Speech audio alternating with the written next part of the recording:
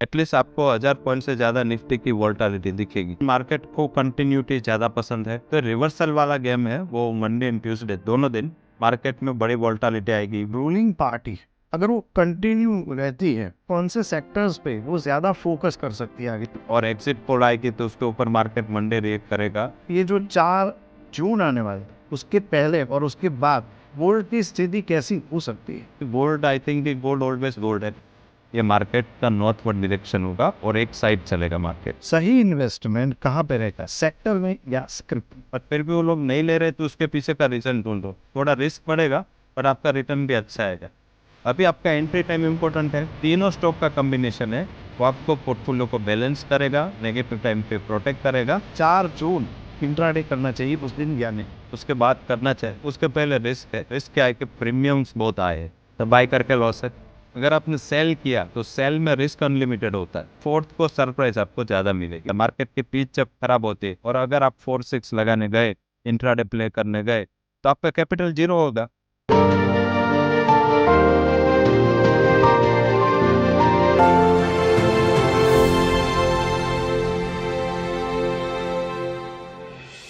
Hello friends, Kumar बारस्कोप में आपका स्वागत है। मैं हूं आपके साथ कुमार बारोट। दोस्तों, आज जो हमारा पॉडकास्ट है वो बहुत ही खास है क्योंकि ये शेयर मार्केट से रिलेटेड है। हम सब ये भी जानते हैं कि 2024 लोकसभा के चुनाव की जो वोटिंग की प्रक्रिया है वो पूर्ण हो चुकी है और कुछ दिनों बाद यानी कि 4 जून को इसके परिणाम भी आने वाले हैं।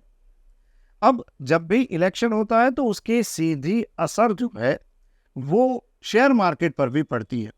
तो आज हम ये जानेंगे कि जो परिणाम आने वाला है उसके पहले और उसके बाद शेयर मार्केट के तेवर कैसे रहेंगे। ये जानने के लिए आज हमारे साथ जुड़े हैं कुंवर जी फिनस्टॉक के डायरेक्टर रवि दियोरा जी। आइए उनसे जानते हैं कि शेयर मार्केट की जो उथल पुथल है वो किस तरीके से रहेगी। रवि जी, हमारे कार्यक्रम में आपका बहुत बहुत स्वागत है। धन्यवाद सर, जैसा कि मैंने कहा कि अभी बस अब इलेक्शन आने वाले हैं, मतलब जो रिजल्ट है वो आने वाला है। इलेक्शन तो हो चुका है, अब 4 जून को गिनती के दिन बाकी हैं। तो उसके पहले और उसके बाद क्या क्या संभावनाएं लग रही है? जरूर से एक लोक शक्ति का एक काफ़ी बड़ा प्रतीक एंड काफ़ी बड़ा फेस्टिवल हमने दे लिया और उसका परिणाम अभी आने वाला है। तो परिणाम के पहले मार्केट में थोड़ा फोकस ये है कि गवर्नमेंट कैसे आएगी, कितनी मेजॉरिटी और माइनॉरिटी होगी, कितनी सीट्स आएगी। ये सीट से वो आगे हमारे जो डिसीजन मेकिंग ऑफ गवर्नमेंट है उसके प्रोसेस है, इसमें कितना फ़ायदा या कितना नुकसान करेगी। क्योंकि कोई भी पार्टी आए, जिसकी जितनी ज़्यादा सीट आएगी तो वो बिल पास कराने के लिए, वो रिफॉर्म्स के लिए काफ़ी इम्पोर्टेंट होती है। तो मार्केट में ये एक इम्पोर्टेंट है। सेकंड, मार्केट को कंटिन्यूटी ज़्यादा पसंद है।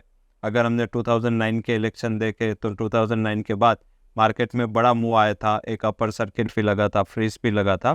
मीन्स कि जब भी कोई मार्केट में एक अच्छी मूवमेंट होती है या कभी भी मार्केट में 20% की मूवमेंट होते हैं इंट्राडे में एक दिन में, तो मार्केट उस दिन के लिए ट्रेडिंग के लिए बंद हो जाता है। तो ये दिन भी हमने देखा था और एक दिन वो भी हमने देखा था कि जब मार्केट में लोअर सर्किट लगी थी, जब वाजपेयी गवर्नमेंट है जो सत्ता से बाहर हुई थी और मनमोहन सिंह जी प्राइम मिनिस्टर बने। तो सेम रीजन था, पहली सर्किट थी तभी भी मनमोहन सिंह प्राइम मिनिस्टर बने थे, बट तब लोअर सर्किट थी क्योंकि मार्केट को कंटिन्यूटी नहीं मिली। दूसरी सर्किट थी तभी प्राइम मिनिस्टर मनमोहन सिंह जी बने थे, बट तब क्या पॉजिटिव था कि सेम गवर्नमेंट थी। तो continuation of policy and practices के हिसाब से मार्केट को ऐसा लगता है कि जितनी मेजॉरिटी अच्छी है उतना आगे मार्केट अच्छा परफॉर्म करेगा। सेकंड की इस टाइम में देख रहा हूँ कि लास्ट 2 इलेक्शन में हमने एक क्लियर मैंडेट देखा था कि भाई इतनी सीट्स आएगी, मार्केट को पता था, मैंडेट था। बट इस टाइम थोड़ा अनसर्टनिटी वाला सिनारियो है। मीन्स कि इन टर्म्स ऑफ अभी गवर्नमेंट लग रहा है कि एक ही जो अभी रूलिंग पार्टी उसके बनेगी, बट जो सीट्स आएगी, कितनी सीट्स आएगी उसके लेके मार्केट में काफ़ी क्वेश्चन मार्क है, काफ़ी वेरिएशन है। और एग्जिट पोल आएगी तो उसके ऊपर मार्केट मंडे रिएक्ट करेगा। जो 3 जून को इसका रिएक्शन मंडे आएगा।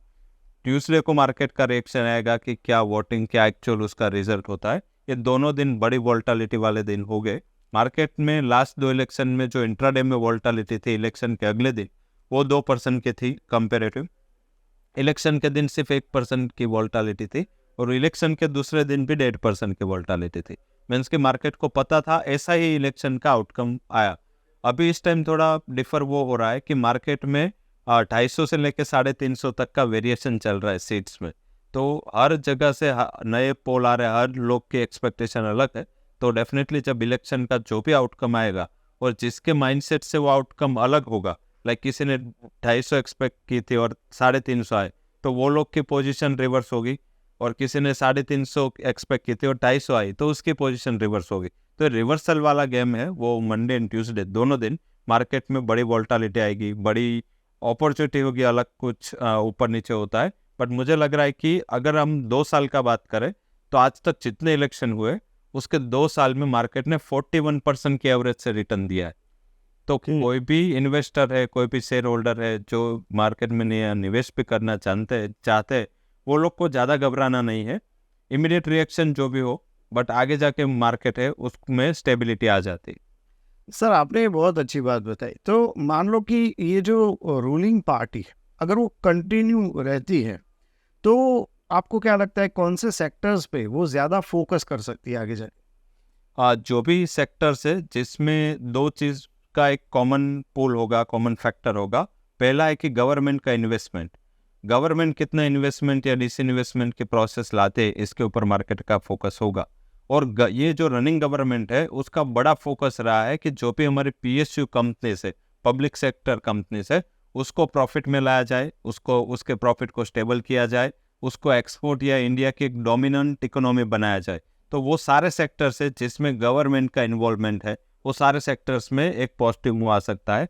लाइक कि डिफेंस, तो गवर्नमेंट का बड़ा फोकस रहा है कि हम आत्मनिर्भर बने, डिफेंस का प्रोडक्शन हो। और ये साल हमने पहली बार इंडियन हिस्ट्री में 21,000 करोड़ का डिफेंस का एक्सपोर्ट किया। नेक्स्ट 2 साल में मेरे एक्सपेक्टेशन है कि 21,000 करोड़ वाला जो सेल्स है वो 1 लाख करोड़ से पार हो जाएगा। तो डिफेंस कंपनियों के लिए काफ़ी अच्छे दिन आने वाले, जो अगर ये गवर्नमेंट रही। सेकंड जो सेक्टर है वो पावर है। Day by day power demand बढ़ रही है, काफ़ी पावर रिफॉर्म्स आए। जो भी पावर में स्ट्रेस कंपनी थी वो अभी पावर की प्रॉफिट मेकिंग यूनिट्स बन गए गवर्नमेंट के PSUs। तो मुझे लग रहा है पावर सेक्टर अच्छा करेगा। तो और गवर्नमेंट का काफ़ी वोल्ट है ये सेक्टर में, अगर वो पावर फाइनेंसिंग कंपनी हो, पावर जनरेशन हो, पावर डिस्ट्रीब्यूशन हो, सारे में गवर्नमेंट का इन्वॉल्वमेंट है। तीसरा जो सेक्टर है मेरा मानना है वो है मेटल एंड माइनिंग सेक्टर। अभी तक बड़े रिफॉर्म्स का अभाव रहा, इतने साल हो चुके, वर्ल्ड में सारे जो कंट्रीज है वो माइनिंग पे एंड मेटल्स पे ज़्यादा फोकस कर रहे हैं, बट इंडिया में ये फोकस काफ़ी कम था।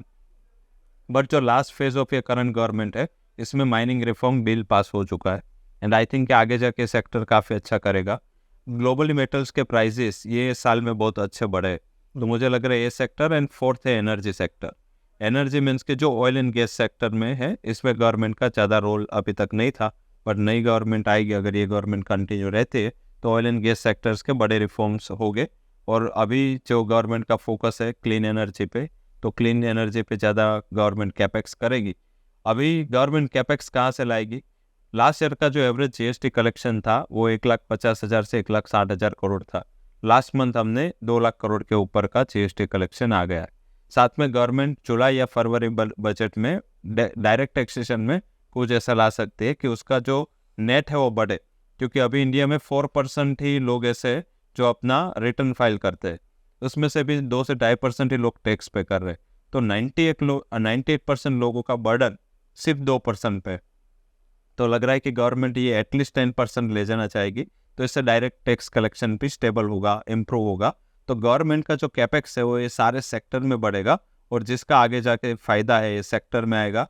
प्लस इंडिया का एक डोमिनेंस बढ़ेगा कि लगातार 3 टाइम एक ही गवर्नमेंट फुल्ली मेजोरिटी से एंड फुल टर्म कोई भी गवर्नमेंट अगर इतना मंथ के सरकार चलाते तो उसका इंटरनेशनल रिलेशंस काफ़ी इम्प्रूव होते। लाइक कि आज जो करंट प्राइम मिनिस्टर है उन्होंने जो भी वर्क किया होगा तो वो अपने इंटरनेशनल रिलेशन डेवलप करने के लिए काफ़ी हमने मेहनत की होगी। अगर गवर्नमेंट चेंज हो जाएगी तो ये फिर से वन से वो स्टार्ट करना पड़ेगा। अभी गवर्नमेंट के रिलेशंस सब जगह न्यूट्रल है, तो ये न्यूट्रलिटी है वो हमें आगे जाके एक्सपोर्ट में काफ़ी मदद करेगी, क्योंकि Europe, UK, Korea and US, ये 4 जो जोन है या कंट्री उसके साथ हम फ्री ट्रेड एग्रीमेंट के लिए बात कर रहे हैं। तो ये अगर फ्री ट्रेड एग्रीमेंट हुआ तो ये अभी हमारी ट्रेड डेफिसिट है, और क्योंकि डेफिसिट वाला कंट्री ऑलवेज उसका डोमिनेंस बढ़ता है जब फ्री ट्रेड एग्रीमेंट होता है, तो हम एक्सपोर्ट ज़्यादा करने लगेंगे, इंपोर्ट हमारा कम होगा और जो होगा वो ड्यूटी फ्री होगा। तो मेरे हिसाब से काफ़ी बड़ा थीम है वो इंडिया में इमर्ज होने वाला है। सर ये जो आपने पूरा बताया, ग्लोबली भी हमारे जो रिलेशंस है उसका काफ़ी इम्पैक्ट जो है वो शेयर मार्केट पे आने वाला है। बात करें तो सेंसेक्स और गोल्ड दोनों ने 75,000 को टच कर लिया। गोल्ड अभी थोड़ा कम हुआ है। कॉमन लोगों का भी अगर बात करें तो गोल्ड से ज़्यादा रिलेशन है, तो गोल्ड में इन्वेस्ट भी करते हैं लोग। तो गोल्ड अभी जो थोड़ा थोड़ा कम हुआ है, तो ये जो 4 जून आने वाला है उसके पहले और उसके बाद गोल्ड की स्थिति कैसी हो सकती है? आई थिंक गोल्ड में क्या है कि गोल्ड क्योंकि इंटरनेशनल कमोडिटी है, और जो हमारा जो गोल्ड है जो इंडिया, क्योंकि हमारे जो खपत है इसमें सबसे ज़्यादा हमारा इम्पोर्ट ज़्यादा है, हम कुछ एक्सपोर्ट नहीं करते, तो हम प्राइस टेकर है, हम प्राइस पुलर नहीं है। तो जो भी इंटरनेशनल कॉमेक्स गोल्ड है जो यूएस का एक्सचेंज है, इसके ऊपर जो प्राइस होते हैं रिएक्ट, वो प्राइस का इम्पैक्ट इंडियन गोल्ड पे आता है। तो इंडिया का इलेक्शन का इम्पैक्ट है वो गोल्ड पे कंपेरेटिव लोअर होता है, गोल्ड को इतना ज़्यादा लेना देना नहीं है। बट नेक्स्ट वीक 2 बड़े फैक्टर है। पहला जो फैक्टर है वो ये है कि रूपी है वो डेप्रिशिएट हुआ था, लास्ट अगर देखे तो रूपी 83 आ गया था और वहाँ से 83.50 गया। तो ऑलवेज जब रूपी डेप्रिशिएट होता है तो हमें इम्पोर्ट महंगा पड़ता है। तो आई थिंक ये फैक्टर है जो गोल्ड में अभी डोमिनेंस दे रहा है। सेकंड जो फैक्टर है वो है ईसीबी की पॉलिसी। अभी तक हम रेट हाइक का सिनारियो ग्लोबली देख रहे हैं। अभी लोग मान रहे हैं कि ईसीबी जो यूरोपियन सेंट्रल बैंक है वो नेक्स्ट अपनी मीटिंग जो थर्सडे को है तब रेट कट करने वाली है।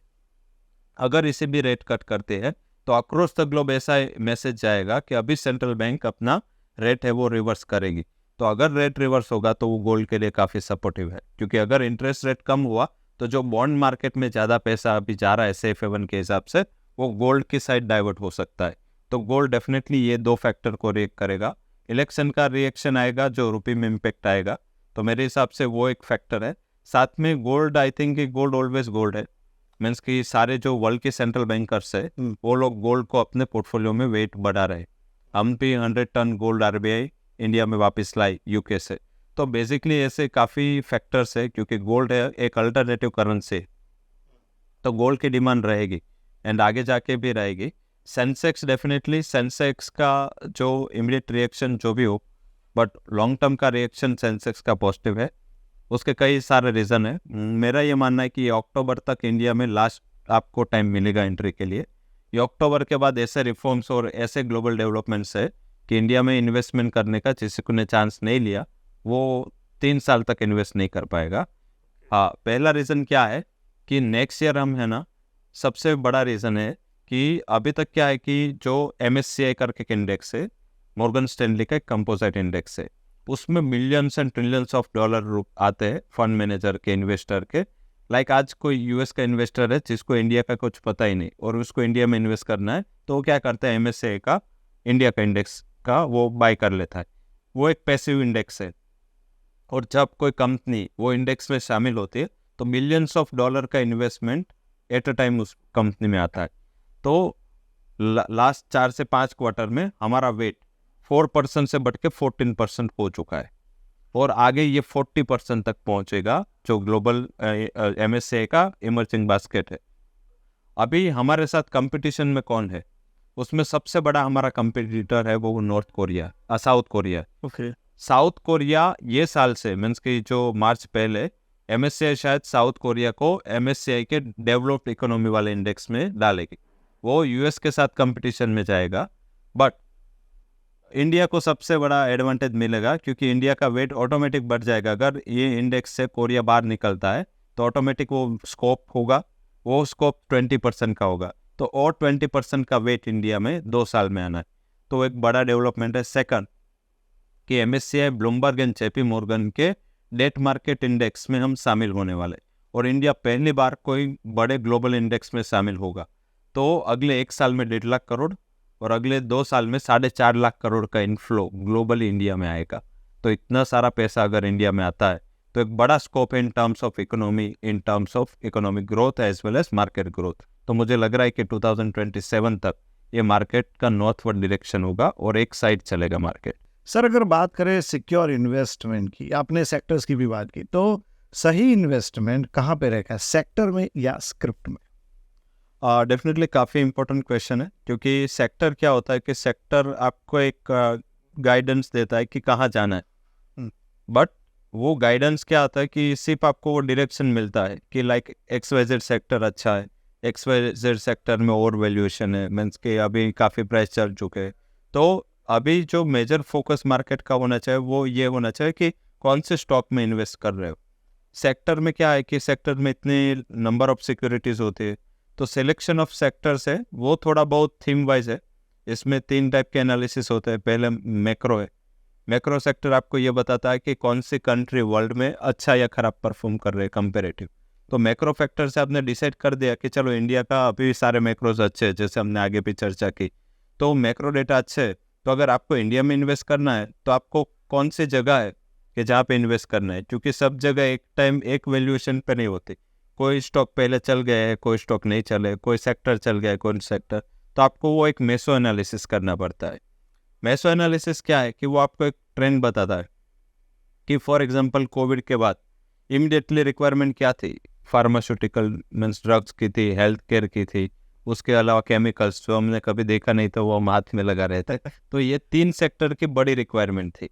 अभी ये 3 सेक्टर में वर्ल्ड में हमारा कंपटीशन कौन किसके साथ था? चाइना के साथ। तो चाइना ऑलरेडी फंसा था कोविड में, और वहाँ पे लगातार प्रोडक्शन फैसिलिटीज़, अपना प्रोडक्शन एक्सपोर्ट, क्योंकि चाइना में कोविड था तो कोई बाहर से उसमें इंपोर्ट करने को राजी नहीं था। तो इस हिसाब से हमारा केमिकल एंड फार्मा सेक्टर काफ़ी अच्छा ग्रो कर गया विद इन 2 ईयर्स। तो ये सेक्टर फाइंड करना पड़ता है कि कहाँ पे ट्रांजिशन है। लाइक कि सब अभी तक ईवी बोल रहे थे कि इलेक्ट्रॉनिक व्हीकल की अच्छी डिमांड होगी। अभी खुद टेस्ला है वो प्रॉब्लम में, जो सबसे वर्ल्ड की बड़ी कंपनी है ईवी की। तो बेसिकली ट्रेंड चेंज, अभी सब हाइड्रोजन पे गए। तो कंपनी से, ऑटो कंपनी से, तो उन्होंने पहले पेट्रोल डीजल में गए, पेट्रोल डीजल के बाद वो सीएनजी में आए, सीएनजी के बाद वो गए ईवी में, अब ईवी के बाद हाइड्रोजन आ रहा है। तो जो चेंज हो रहा है तो कंपनी को कैपेक्स काफ़ी करना पड़ता है। तो इससे बेटर है कि आप ऑटो से बेटर है कि ऑटो एंसिलरी लो, क्योंकि टायर तो 4 ही लगेंगे, वो ईवी गाड़ी हो या कोई भी हो। तो बेसिकली मैं ऐसा मानता हूँ कि कोई सेक्टर जो आपको ग्रो लगे उसके एंसिलरी सेक्टर काफ़ी अच्छे होते हैं। लाइक आपको ऐसा लगे कि फार्मास्यूटिकल है तो फार्मास्यूटिकल में सबसे ज़्यादा इंग्रेडिएंट जो है वो API, इसकी उसकी जो एक्टिव फार्मास्यूटिकल इंडिग्रेंट्स, वो इंडिग्रेंट्स जो बनाते वो कंपनी को सिलेक्ट करो, ना कि फार्मा कंपनी को। क्योंकि वो उसका आज हमें प्रॉब्लम क्या है कि आज हीरो होंडा की गाड़ी बिकेगी, बजाज की बिकेगी या TVS की बिकेगी, बट वो जो ऑटो एंसिलरी वाले को तो तीनों की बेचनी है, टायर तो किसी का लगना है। तो जो भी छोटे छोटे पार्ट्स है उसके रिलेटेड जो हाँ, कंपनी है हाँ, उसमें भी इन्वेस्ट करना पड़ता हाँ, तो ऐसे हमने एक सेक्टर सिलेक्ट किया। जी। अभी सबसे बड़ा रोल आता है वो है कंपनी सिलेक्ट करना, कि कंपनी आज मुझे कौन सी सिलेक्ट करनी चाहिए। कि अगर सेक्टर में मैं जा रहा हूँ तो कंपेरेटिव, क्योंकि देखो इतना मार्केट में अभी 15 करोड़ लोग हैं, 15 करोड़ डीमेट्स अकाउंट इन इंडिया, वो हम 2013 में 1 करोड़ थे। तो 10-11 साल में 1 करोड़ वाले अकाउंट 15 करोड़ पहुंच चुके। एज वेल एज को ये जो डिमोनेटाइजेशन एंड कोविड के बाद नंबर ऑफ जो पार्टिसिपेंट्स है उसकी काफ़ी संख्या बढ़ी है। पहले क्या था कि पहले इक्विटी मार्केट का लोग को नॉलेज नहीं था इतना ज़्यादा, क्योंकि अकाउंट्स कम थे, पार्टिसिपेशन कम था। अभी यूट्यूब ये सब इतने ज़्यादा ज्ञान बट रहा है, तो सबको पता है कि मार्केट क्या है।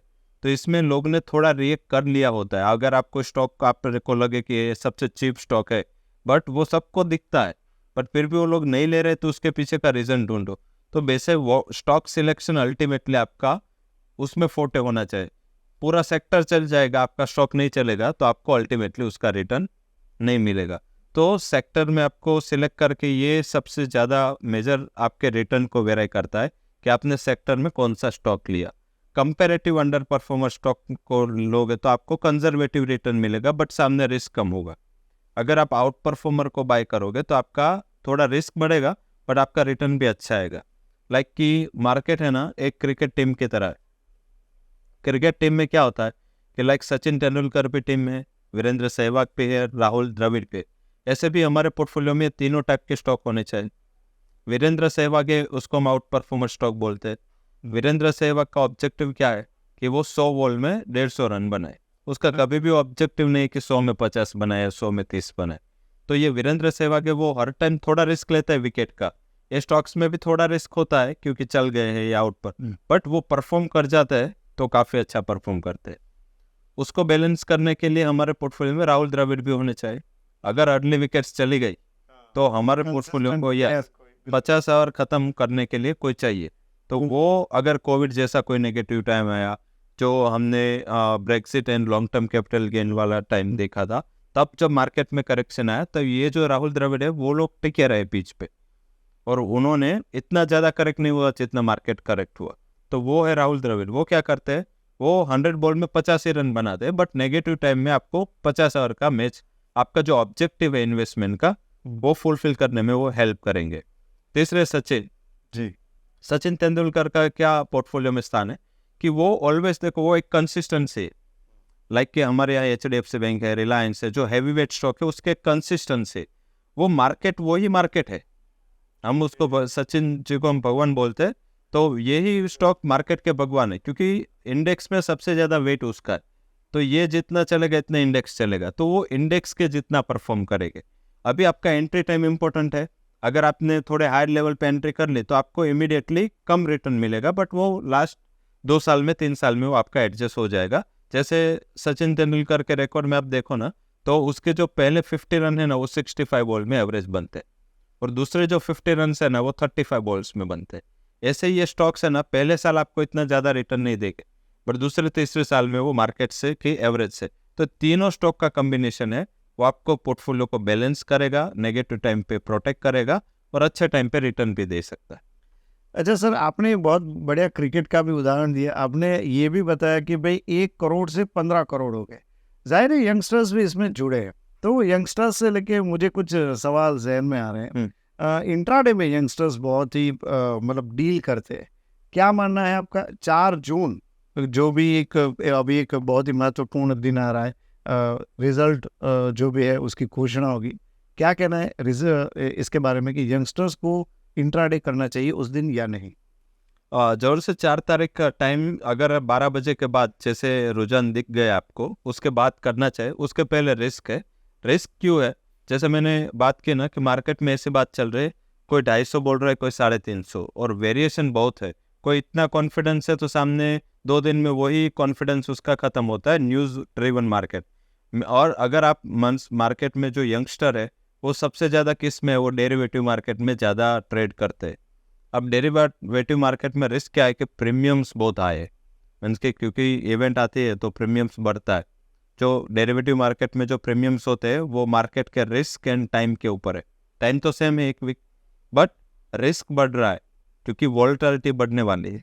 तो इस हिसाब से प्रीमियम्स आए रहे। तो अभी क्या है, ये लोग को एक सबसे नेगेटिव पॉइंट कि अगर वो बाई करेंगे तो वो प्रीमियम, अगर जितना मार्केट ने एक्सपेक्ट किया इतनी सीट आई तो प्रीमियम ड्रास्टिकली जीरो हो गया, तो बाई करके लॉस है।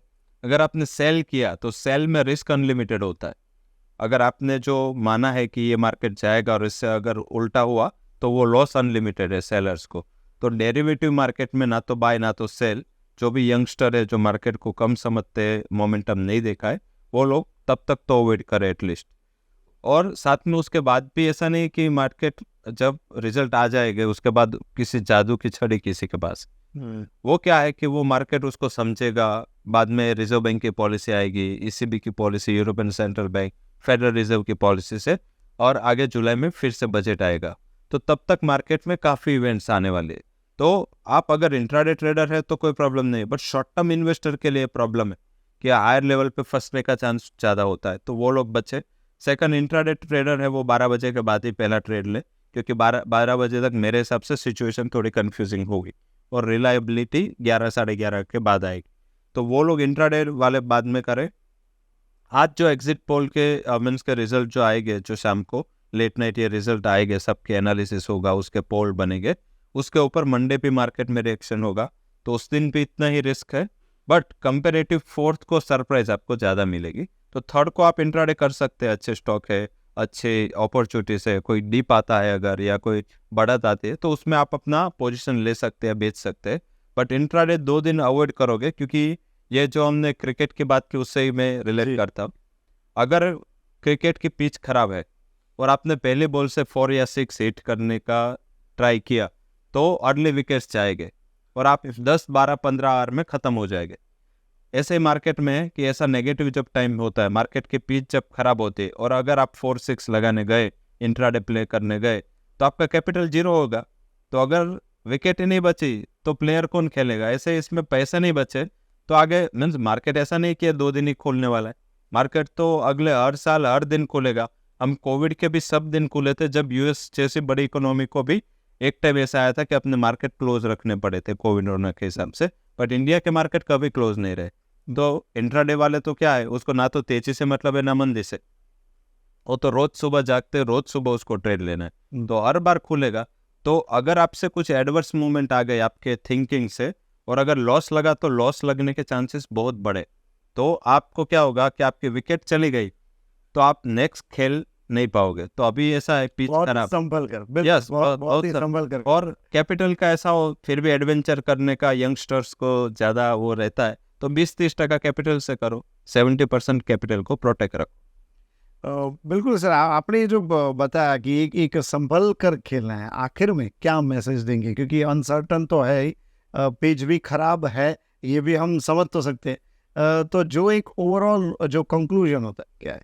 कंक्लूजन में ऐसा है कि अभी देखो, अभी तक का रिकॉर्ड रहा है कि कोई भी गवर्नमेंट चेंज हुई या तो कुछ भी मीन्स की मेजोरिटी आई माइनॉरिटी आई, अनएक्सपेक्टेड। हाँ, तो मार्केट ने अगले 2 साल 41% के एवरेज से, मैंने ये जब से मार्केट चल रहा है तब से अब तक की एवरेज ली है, अभी तक जितने इलेक्शंस हुए उसमें मार्केट ने अगले 2 साल 41% का एवरेज रिटर्न दिया है।